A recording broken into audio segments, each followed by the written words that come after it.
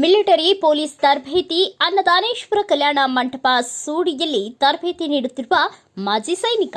ಭಾರತೀಯ ಸೇನೆ ಹಾಗೂ ಪೊಲೀಸ್ ಇಲಾಖೆಗೆ ಸೇರುವ ಬಯಸುವ ನಿರುದ್ಯೋಗಿ ಯುವಕರಿಗೆ ಸುವರ್ಣಾವಕಾಶ ದೊರೆತಿದೆ.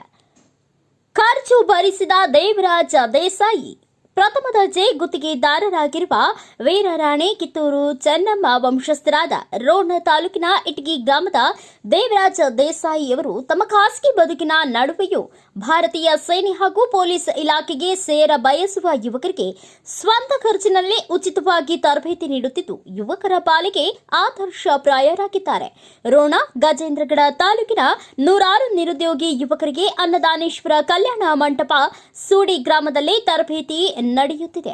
ನಿವೃತ್ತ ಸೈನಿಕ ಕೆ ರಾಘವೇಂದ್ರ ತರಬೇತಿ ನೀಡುತ್ತಿದ್ದಾರೆ. ನಿರುದ್ಯೋಗಿ ಯುವಕರಿಗೆ ತರಬೇತಿ ನೀಡಲಾಗುತ್ತದೆ.